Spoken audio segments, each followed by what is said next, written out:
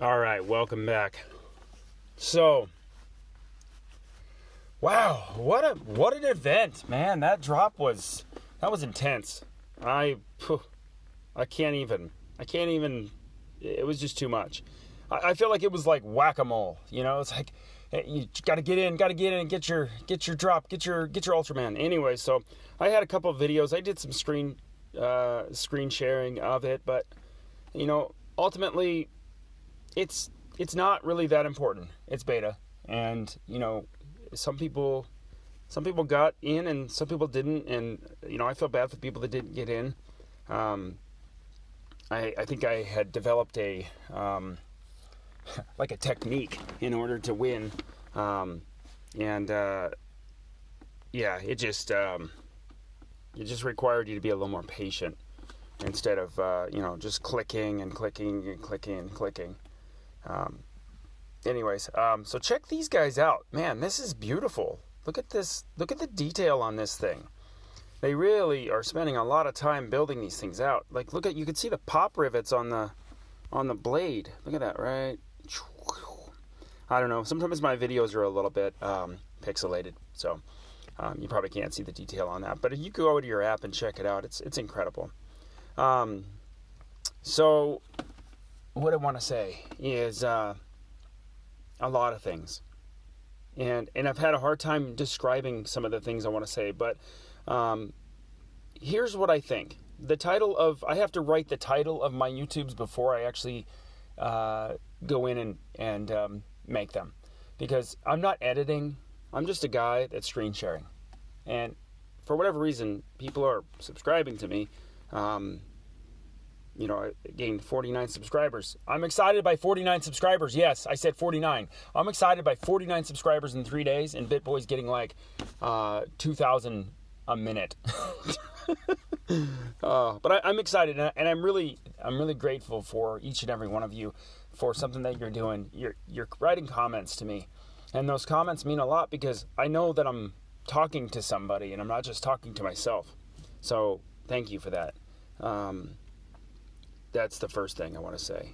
Now, why is ECOMI going to be a trillion or trillions of dollars industry? People are going to be like, oh my gosh, what does that mean? What does that mean to the token price? Well, oh gosh, the token price. All right, so, and someone actually told me I'm supposed to say this is not financial advice. Someone told me I had to say that, because then, YouTube would shut me down if I didn't do it. That it's not. There you go. It's not. I just said it. No, what it is it's very exciting for me. I'm a technology nerd. I mean, I love technology. I like IoT. I like augmented reality. I like virtual reality. And I like something else that I think I just created. It's called immersive reality. And I like that because I think that's where we're going. This year, this little action figurine, what you're seeing right now, this is just the start. Somebody in my comment section said, NFTs are the next phase of popularity within the crypto space. We had DeFi, and it came and went, and ICOs came and went, and yes, it is. And there's another one after it, and I think ECOMI is in line with the next one coming, for a lot of reasons. So let's go to it. Here it is. Without further ado, let's talk about why ECOMI is the trillion-dollar industry. And let me be clear. It's not the only one. Let me say that again. It's not going to be the only one in this trillion-dollar industry. Just like Facebook and Instagram and Twitter and Telegram and all those other social media platforms, ECOMI is going to be one of them. All right? Here's why. Because it's going to allow further interactions than just, these are my cryptos sitting in the crypto space, and look, the price went up, the price went down. It has a real world tie-in. That's why. That's why it's going there. And here's the real world tie-in. This little action figure is like a tip. It's like not even the tip of the iceberg. It's like the iceberg is still under the surface, and we're seeing this and we're going, wow, this is so great. It's so detailed. It's so amazing. Yeah, it is amazing. It is detailed, but it's not, it's just the start. Just wait. Just wait. Let me continue on. It's going to be a long video, and I'm sorry for that. If you stick to it to the end, thank you very much. We're going to describe the Ready Player One version of what I've been trying to do. And here's why it's really complicated. And here's also why, and I figured out what they're called. The people who produce movies are called producers. I couldn't figure that out in my brain last time I was recording one of these. The producer, Steven Spielberg, I did get that right, who produced the Ready Player One, he had a large budget. I mean, it was $175 million. And they did very good in the box office. Do you know why they did very good? Because people like this. They like to get a different reality. They love it. Shoot, I love it. I'm excited by it. So Spielberg tried to represent what Ready Player One was. But the issue was they changed the movie so much that it wasn't even what we needed it to be. And I think ECOMI is going to try to create this. This here, these action figures, that's cool. Very cool. But it's going to be so much different. You're going to be able to jump into these characters, and you're going to be able to become Ultraman. You will be Ultraman. What about that? Right? You can be this guy, and you're going to pull that sword out of that sheath, and you're going to walk around, and you're going to be a badass Ultraman. Yeah, that's what we're talking about. Okay? So that's where we're going. That's the direction we're going. And we're also going to be able to, like Street Fighter, for instance, we're going to be able to fight people. You know, Gary Vaynerchuk is super excited about Blanca from Street Fighter, and he thinks he's the best. Gary Vaynerchuk thinks he's the best. I think he probably is.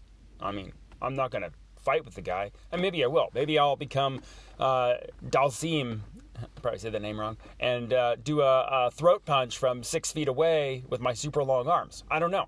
But that's where we're going. We're going into an immersive environment. And I think, and this is my perspective, I think the DeLorean that they're going to pop out and some of these other collectibles they have might allow us to enter into spaces within the VV-verse that you can only do if you have a certain NFT to get there.